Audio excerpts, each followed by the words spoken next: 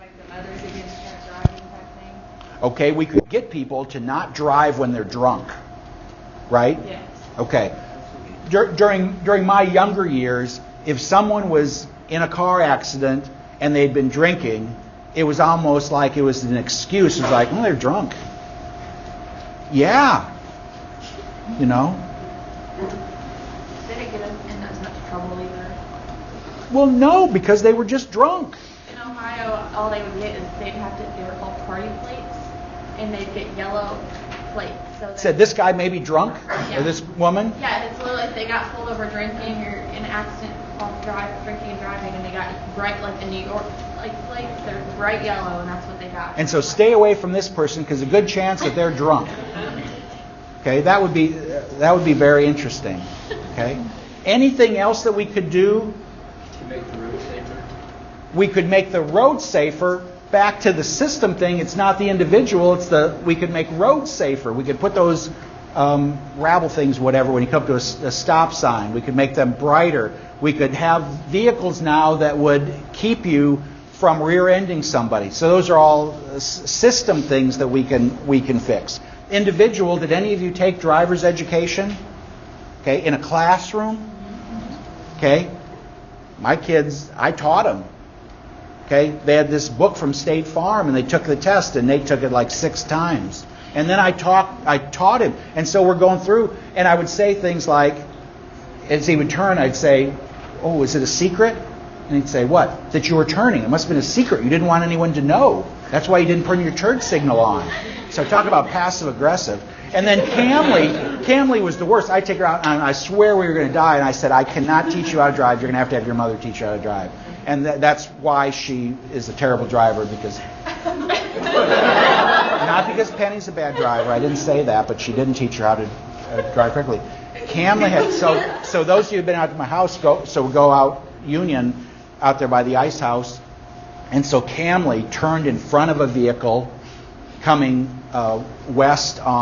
coming east on 51, and if they hadn't swerved, they would have T-boned her and killed her. They swerved out of the way, went over, rolled. The woman was life-flighted. The afternoon she was home and she was fine. There may have been divine intervention in that case. But that was all operator error. She turned in front of, I'm sure she was changing the car station or talking on the phone or something, and here's this vehicle barreling at you, and you turn right in front of them. But I think to belabor the car accident vehicle example is really good because it's something we can identify with. The other is on your worksheet.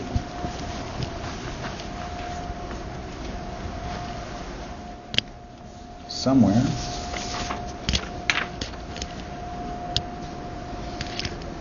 We ask, is there persistent poverty in anywhere?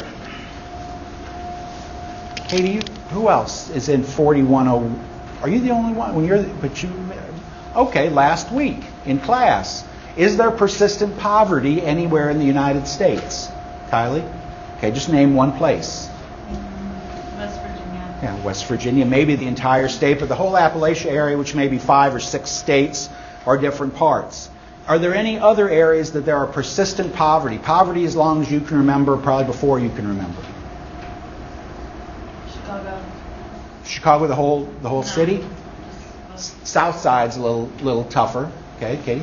I don't know. I was driving through just like inner city Denver, and it's rough. I don't know how long it's been that way though, but it's bad. You might say there are many of any urban city. There may be pockets that there's persistent poverty. Okay.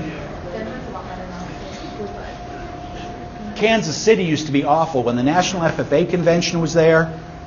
So basically got these high school kids with you, and it's like, stay out of that strip club and that strip club, and don't go in that bar. The downtown area was awful. It's like, this is where we're bringing kids. Well, when they have the national or the Royal there. Yes. Royal. 3 years ago, someone got shot up front.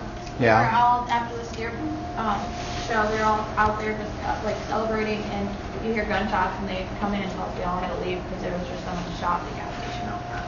There was at Hereford Junior Nationals when we had it in Kansas City. There was a Hereford that was shot. I think of those things going together: livestock shows and violence. I mean, just It was right by the road. Have I ever been to Little Rock? Yes.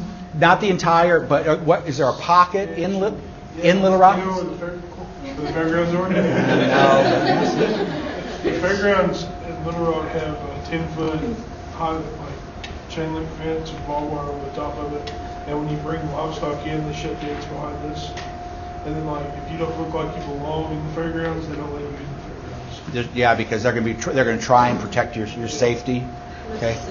So they're Indianapolis. So they're Katie. I was gonna say, like, there's two parts of Cincinnati. There's like the top of the hill, the bottom of the hill, over the Rhine. Is like, I don't even know where that's at or what the actual city is called, but you just don't go there. Well, like if you think about it, like Indianapolis, like outskirts, like Carmel, that kind of stuff, all the nicer parts. So like actual like inner cities, like that, and then, like we go up to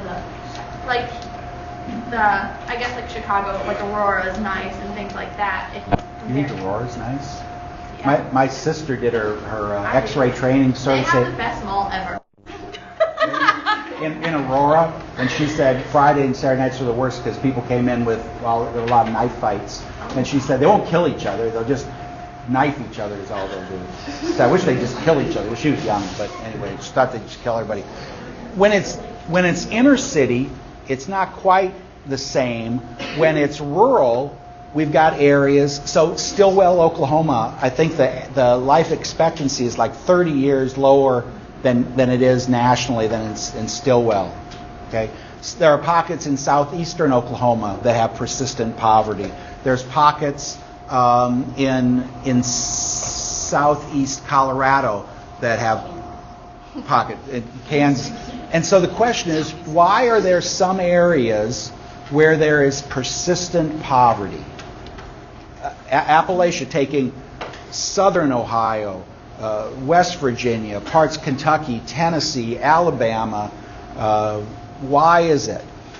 Well, I think of third world countries when you ask. Okay, we can ask the same question. Why are there some countries that are also persistent poverty? And I'm not sure if any of you have watched the movie Poverty Inc. I recommend watching it. So basically, it kind of shows the innovation bias of nonprofit systems and how they monopolize in third world countries. So there might be 60 nonprofit organizations, but the help that they're providing is not bettering the economy, is not doing anything. So it shows an example of a man in a third world country that develops his own business. It's a solar panel company, and they design lights and they sell them to the town so that they can see what they're doing. And then several months later, a U.S. person sends free street lights. And puts them out of And puts business. them out of business. So who's going to buy when you can get them for free? And then it creates a dependency problem because we're sending them all this stuff for free. But then when we take up campus leave, they are dependent on us. They don't Right. You have could use the right. same example and say I have a grocery store in this area that's persistent poverty, and then across the road there comes a food bank in that gives food away, and said, great, nobody comes buy my food because we're giving food away. Same thing in a different circumstance, Peyton. Southeastern Oklahoma is poverty. I'm from southeast. It's almost like the people that live over there enjoy it though. Like they don't want to be Okay. upper scale. Okay. Now They don't want you to come in where they're from. Okay, let's take what Peyton said. He said, I think it's people there really don't want it to be any different. Is that paraphrasing enough? Is that system blame or individual blame? Is it system blame? If it's system blame, what's the system? Okay, then it's individual blame. It's the individuals. They don't want anything any better. Anyone say, I think it's really system blame. I think the system's broken. Stephen, if it is, what is it? Well, a lot of people, they know how they can work the system where they don't have to go out and try to get a better life for themselves. They get enough to get by through this. That sounds like individual blame. Welfare. The system. Right. Yeah. Oh, Susie? I think a lot of the problem is just kind of like the old saying, like you give a man a fish, he'll eat for a day, but you teach a man a fish, he'll eat for a lifetime. Is that individual blame or system blame? Well, it's the way the system is set Is it individual or system? It's individual. You say it's the person. The person doesn't know how to fish, right? But he goes. But he goes to the system because the system gives him the fish. But if the system would teach him how to fish, then he would. Okay, I'll buy that. You say we give too much. If we didn't provide anybody with anything, the wrong thing. yeah, then those kids would find their own food, wouldn't they? They'd start gardening if they were hungry enough. When you say that the system, as you said, it almost enables, because we do give so much away, and if you didn't do that, then somebody you'd eventually have to do something different. But because there's so many options and we are able to enable people, that Okay, so you're saying that the system keeps it because we give people minimal resources in terms of aid. Okay, sounds like a more conservative group than I thought here. Does anyone think that the system is why? Let me ask you this: are there jobs there? No, there aren't good paying jobs. Why is that? Nobody can, like, my hometown is poverty, like, bad. Okay. And it's rural, so, like, big industries move to, like, Wichita, Kansas City, so, like, there's not, and if you try to start a small business, something happens, someone comes in, something's given for free, like, we're rural, there aren't going to be manufacturing jobs. The jobs here are rural, manual labor, and they don't pay very well. Is it possible that the schools aren't very good? Why aren't the schools very good? Because we can't get good teachers to come there? Those things, although I'll agree that the problems of giving the aid sometimes creates a dependency, but this idea that we haven't gotten the resources. All the resources go to urban areas. And so we have crappy roads, we have crappy schools, we don't have the infrastructure that's needed, we don't have internet, we might have cable TV, okay? And so those are system blames. Okay? Again, the problem was with the cars, not the individual. Only when we fixed the cars did we not have as many people die. We still had a lot of accidents, but not as many people died. Now, it doesn't say that we can fix all those system things, but it is a difference in who is to blame, whether it's the system, it's not my fault, or whether it's the individual, it's the individual's fault, and there's not an easy answer, but there's different ways at looking at it. Okay? If it's an individual blame, can you fix it? How?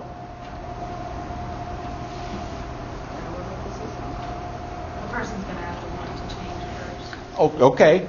How are we going to fix this geographic area if it's an individual blame? Let me get that New York Times map.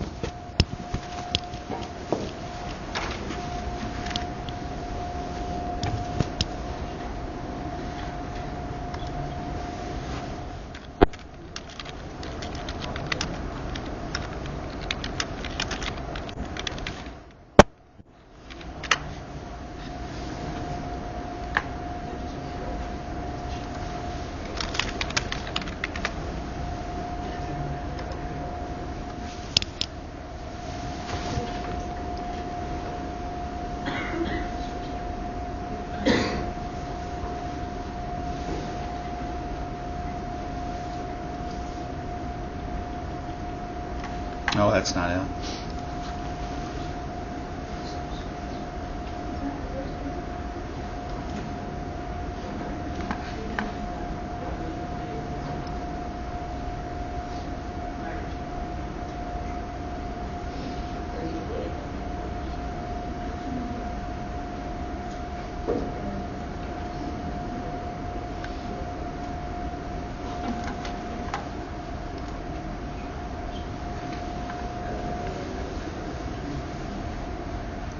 Okay, darker blue is 40% below the poverty line. Light blue less than 10%.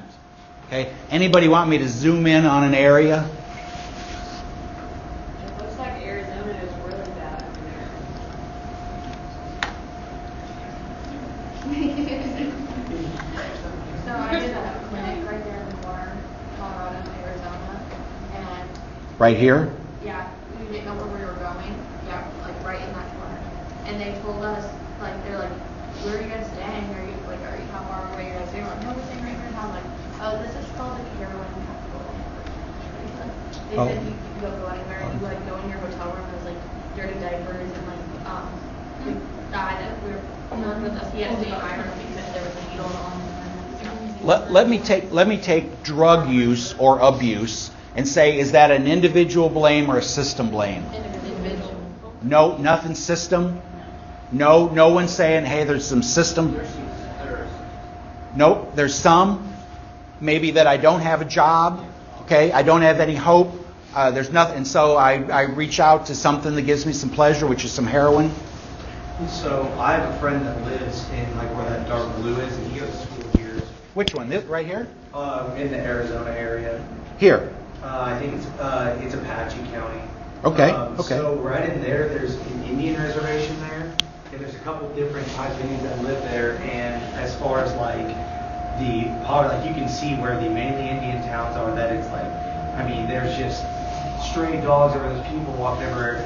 And twice a month when they get there, what they call their white man checks, you do not go to Walmart on those days because they just flood Walmart, and it's just like, it's dangerous, it's like, it smells, and it's horrible because there's so much poverty there. And whenever their checks come in, they go straight to Walmart. And so for the and Penny and I have been to, I think, every casino in a 5-state area around here. But casinos that bring some jobs and some income to the areas that maybe improve the economic stability for that tribe. You're saying, man, we should let them do more of that because they're able to do something. And so we do have lots of those are on reservations where there's persistent poverty, and not that we're gonna fix that, but yes, lots of those are, or some of those are Native American reservations. Okay. Does anybody want me to zero in on any other? But I guess the question would be, how come here? We go to Kansas. Yeah, we can. But here around Durango, there isn't persistent poverty. How come here the poverty rate is under 10%? I'm sorry, where'd you want to go? Southeast Kansas, Labette County, or? It was Crawford. Crawford and Montgomery. I'm about to say Montgomery County's got to be. Crawford's We're right. I'm in both. Crawford's where Pittsburgh is and Pitt State. Yeah. Oh, so that's so it's also skewed. So if we look at Payne, right, Kylie? If we look at Payne County, it's going to be higher, but that's because it's a college town, and a lot of people live below the poverty line because they live below the poverty line, right? We eat a lot of ramen noodles during your time frame, but you're going to eventually leave. But other people will come in, and you'll live in poverty for a short time, but that's okay, right? College towns. We can't think of exactly the same. We don't have persistent poverty in Payne County. We've just got a bunch of deadbeat college students is what we've got. Anybody else want to look at something else? I'm surprised by Detroit doesn't look that bad. I've heard it's like a third world country out there. Well, 20. So upstate Michigan. Yes, ma'am. The southwest corner of Michigan. Right there. Yeah. Berrien. What's a town in that? Are there any towns? I'm from Michigan, I'm from there. Okay. And so what we've got South Bend down here. Yep. And so what's the source of the persistent poverty there? Any thoughts? Benton Harbor. And Benton Harbor is. but why? It's It- not as bad as Detroit is. But why? Just people don't want to go there. People don't want to put the money in there. The state of Michigan? Exactly. Maybe that's so far from everything else. There aren't easy answers, but we can at least look for blame. When it says individual blame, we think it's the people. They're dumb, they're unmotivated, they're happy living out of a school bus, all those things. The system blame says we haven't put enough resources in. We need to put better schools in, better roads, we need to help jobs, infrastructure, and we don't know. We don't know if money will fix it either. I have a place, the middle of California. The middle.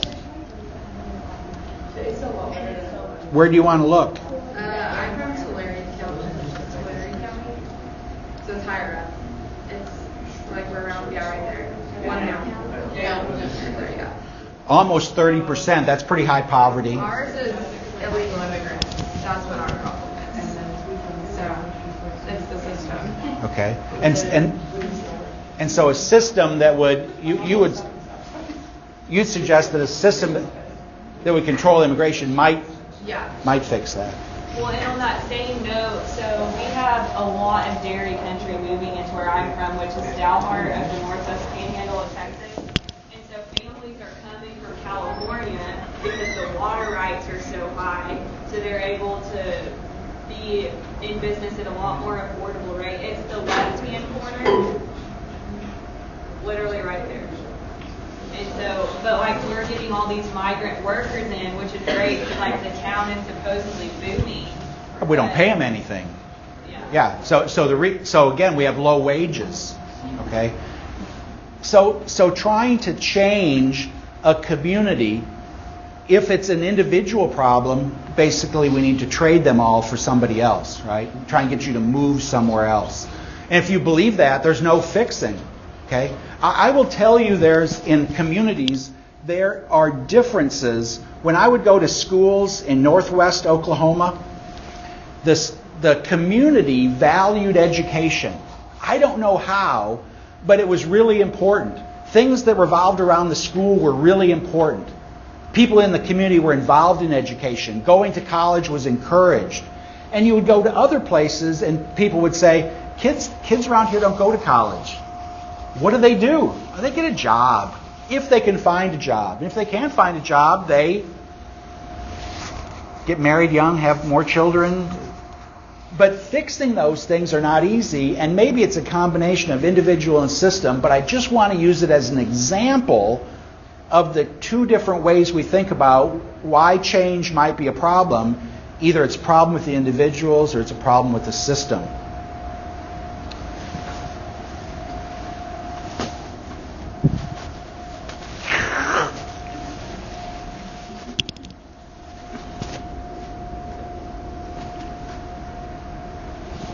Two, bottled water is 1,000 times more expensive than tap water.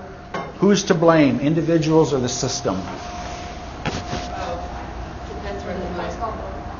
I mean, Pontificate. Well, like, for the system, I mean, like, the government, like, different people will be like, oh, well, tap water's not the greatest, or this has got lead in it or something. And then, like, for individuals, we see the bottled water is better, but we don't properly dispose of, like, the bottles or whatever. Ooh. Where I'm from, they charge you to recycle, like a monthly fee to recycle. So people don't do it in my county because they're like, why? Don't do what? Recycle. We don't get rid of the plastic bottles. We don't do things properly. The question isn't about recycling. The question is whether you bought Dr. Pepper, coffee. What you got? Really? Tap water and tastes as good as bottled water. Is that an individual blame or a system blame? You lay either way. No, you don't. No, you don't. Okay. You can say, oh, well, I personally don't like tap water, but is that because I don't like tap water because the system doesn't make it taste good? Okay, who likes the tap water that's up on the 4th floor of Ag Hall? My gosh, I can make tea out of it. It's still bad. It's still bad. I mean, I can't believe that. It tastes bad. And so I'd rather drink a Dr. Pepper than drink that. Okay? And so I might go buy a bottle of water, even though it's 1,000 times more, but I can't even drink that other stuff. It's so bad.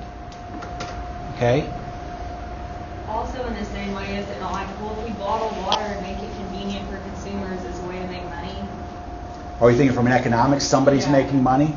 Well, someone is making money, but we're taking water that could be available, and we're then with plastic bottles, then we're filling landfills. Even if we say we're going to recycle every plastic bottle, all the energy it takes to do that. We have to have trucks that transport that bottled water all around, and so that can't be good for the environment. So you're looking for, is there something positive? Catherine says, is there something positive about bottled water? You can say somebody's making a buck and there's a job in it for somebody. Whew. We had to work pretty hard to find something, but you found something.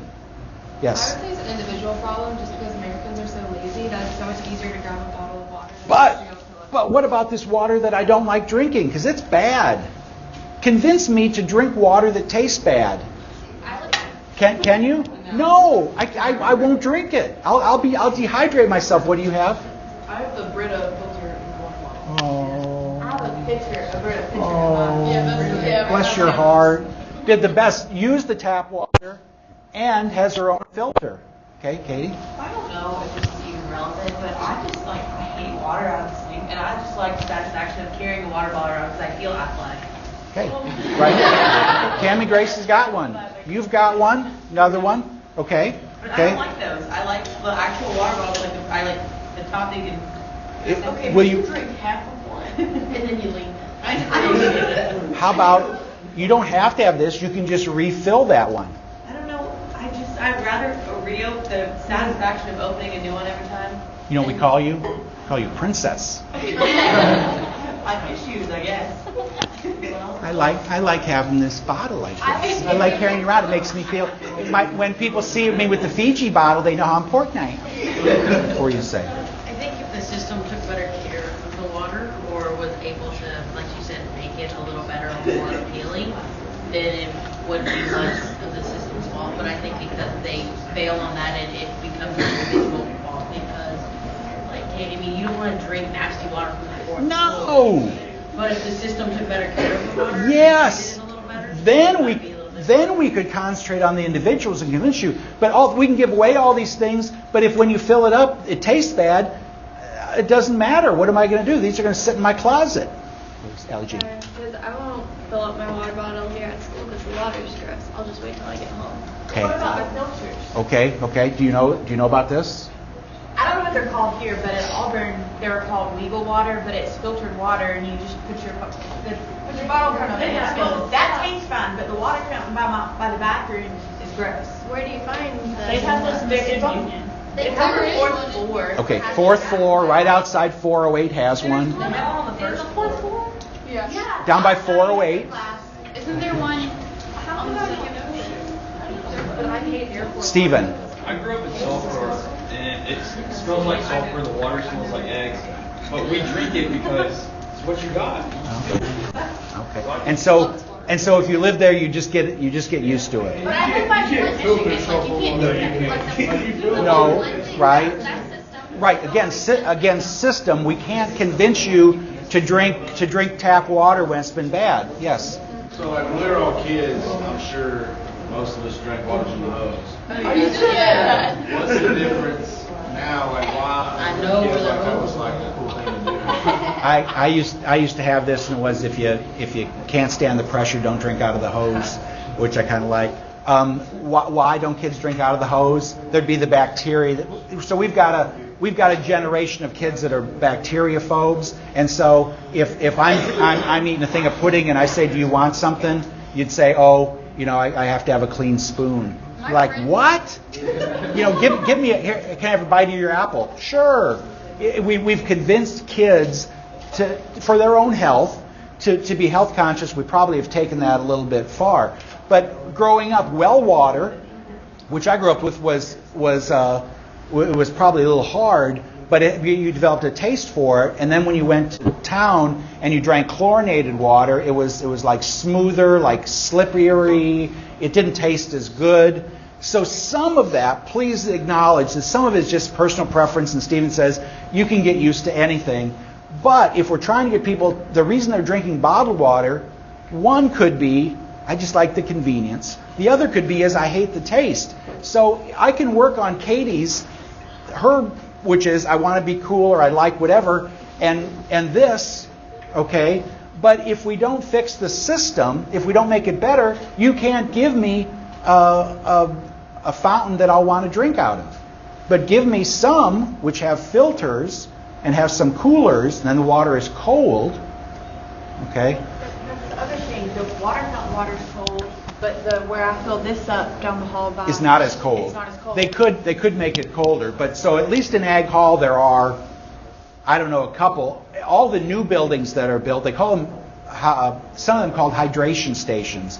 At Sanger, when my kids went to school, they used to have outside fountains, and they spent a bunch of money to put in hydration stations for the kids, which were outdoor water fountains. But they want the kids when they're outside to drink, and so they want kids to have water bottles. We want them to drink water. Okay. One thing that goes along with that, for years the milk consumption at schools is plummeting. Do you remember getting milk in a carton at school? Okay. And a study that was done by the Wisconsin dairy farmers found that when they went into schools, cafeteria ladies or men would put out the milk. One of the first things is they'd put milk out, and they'd put them out basically in this case. And by the time kids came through, the milk was like lukewarm. And so the Wisconsin dairy producers developed these panels where they put in the freezer, and then they'd take them out to the coolers, and they basically put these panels in around the cooler, and it kept the milk really cold. And so kids, whether they had lunch at 11 o'clock or 12:30, the milk they got was really cold, and milk consumption skyrocketed. The problem wasn't the kids. The problem wasn't the kids don't like milk, or they don't think it's cool, or it's not strawberry flavored. The problem was the system is we have lukewarm milk, and nobody wants to drink that, and we've convinced kids they don't want to. So when we look about adoption or getting change, it may not be the individual, it may be the system. I went to high school with milk so we had. We had water, we had milk, and whatever they had. Okay. Schools, they are changing. Those that are innovative may offer some other things for them.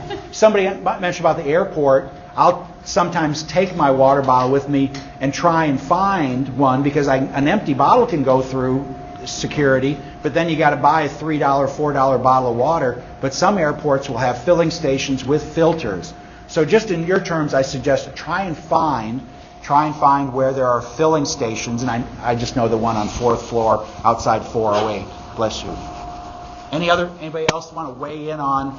Again, we're going to try and convince people to not do what you're doing. You're our test case, okay? And unless the water's better, and the water at the filter stations is good, it's good. If we don't fix the water, it doesn't matter.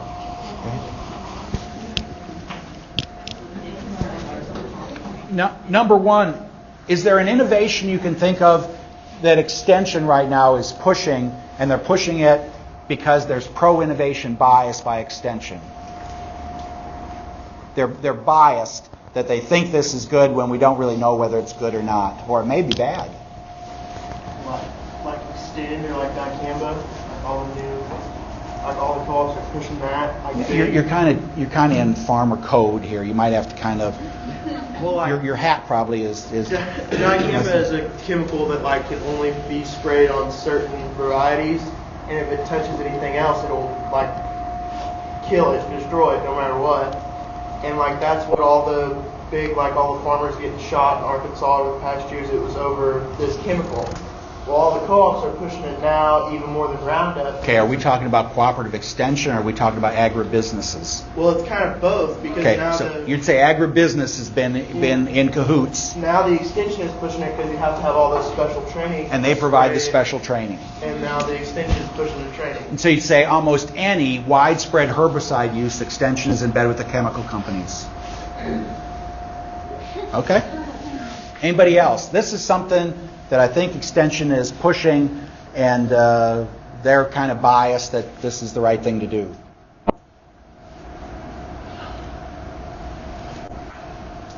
If you're a child development specialist, you may be pushing the idea that you shouldn't spank your children.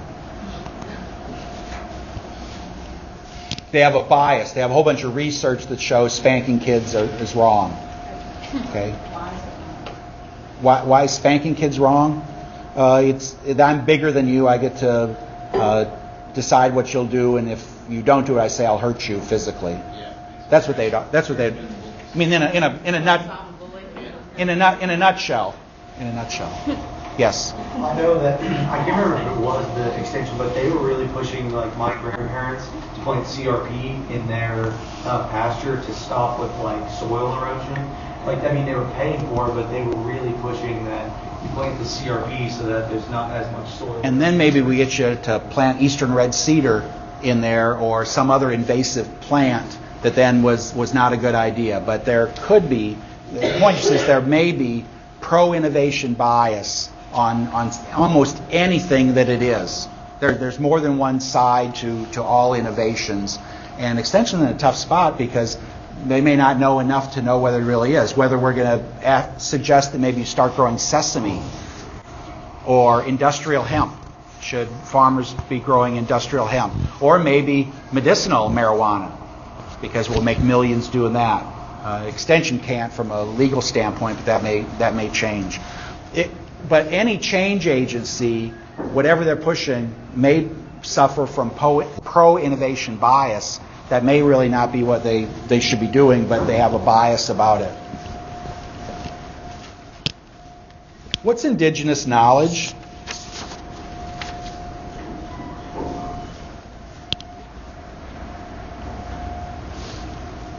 What is it?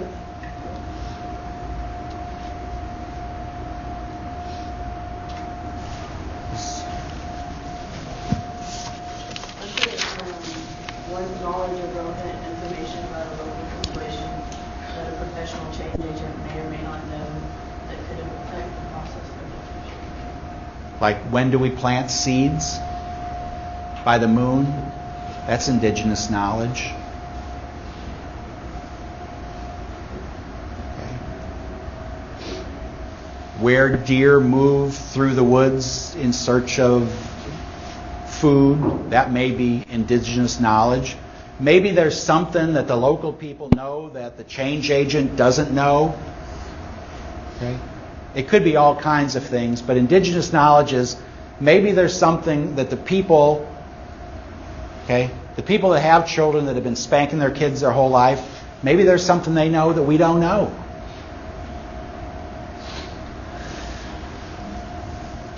Maybe these people that aren't using herbicides, maybe there's something they know. Maybe planting ghost peppers next to your tomato plant really keeps tomato worms off. I don't know. Or maybe it doesn't. Maybe they just think it does. But indigenous knowledge is maybe the people that you're trying to get to change, maybe they know something that you don't know from years and years of experience. When I was in college doing agricultural education, my dad said, I talked to him about what I thought I was supposed to do in the community. I'm supposed to be reaching out to farmers. And he said, what are you going to teach anybody about farming? Well, I said, well, I've studied it for like 4 years. He said, people around here have been doing this for 35 years. You've learned a bunch of book stuff and you're going to go out and tell them how they should feed cattle? And well, maybe I don't. maybe I'll just go back to the classroom and kind of see what's going on. Maybe people that are doing stuff really know what they're doing, at least in some aspects. Okay.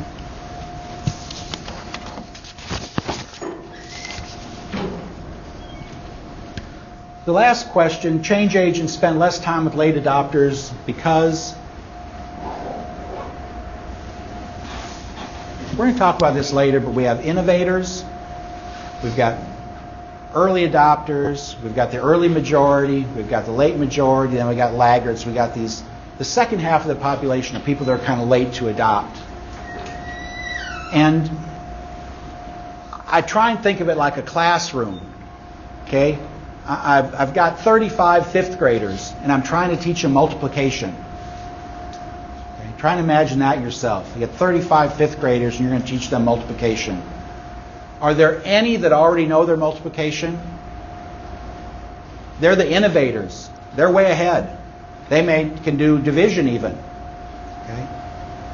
There's a story in this book that I just read, and said they had played this little math game where in school the teacher would say, put up a number, and then ask kids how they would get that number. If you got it, you'd get a prize. So the teacher puts up the number 20, okay, and one kid goes up and he does 19 plus 1. Great. The next kid, he's going to be pretty clever, 18 plus 2. Okay, we got that. Somebody else really goes out and does 21 minus 1. Okay? And the author says, I wasn't going to do anything like that. I went up there and I put 10 times 2. Okay? And the teacher was so excited, gave him 2 pieces of candy. And he said, I was feeling really proud of myself. And the next kid got up there and he did 40 divided by 2. And he said, my heart sunk. I'd never heard of division. Who is this kid? Where is he from? That he knows these tricks. So in this class of 35 fifth graders, some are advanced, and so there's a small percentage that know. And then there's this percentage that I teach that, and they get it. And then there's this other part of the class that I teach it, and it takes a while, but they get it. And then there's this part of the class, and maybe you was one of these. I don't have any idea what you're doing. This idea of multiplication just is beyond me. And they are really hard. And we go over it and over and over again, and then I'm sick and I'm not there and I miss class. And that part, or the late adopters or the laggards, they're just harder to reach. Okay? Maybe they don't come to class as much. Maybe they miss class. Maybe they're sick more often. Maybe they don't have as much gray matter as the other ones. Maybe they don't have as many books as home. Maybe they don't have parents that go over it with them and teach them when you missed it. But this idea that they are perceived to be less likely to adopt, it's going to take them longer. And so I don't spend as much time with you because it's going to take a lot longer. And so we go on to the next stuff because I'm really excited about these early adopters and these kids that are interested in math. That's who I really want to teach to, not teach to these other ones. My little sister taught high school math for a lot of years, and she loved teaching AP calculus and trigonometry, the Math 4 class, loved those. And she was in there about 3 years, and they put her in general math, and she hated it. Because she had like a 34 on her ACT, and math always came easy to her, and these kids struggled in math, and it was really hard for her. Okay? So we tend to want to not work with these later adopters because we don't think they're likely to adopt.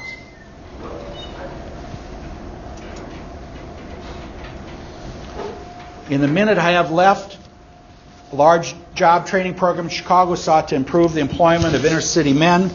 The training course stressed the importance of punctuality in holding a job. It didn't achieve any success until the men were given when we gave them an alarm clock, when we figured out that's what it would take, then we had some success. Now, maybe you think that's a government program, I don't know, but when we gave them an alarm clock, they were able to get there. I've already posted the worksheet for Chapter 4. Starting this next week, we'll get in this pattern of Tuesday will be a quiz. On Tuesday, what's the day? The Tuesday that we're not going to be here.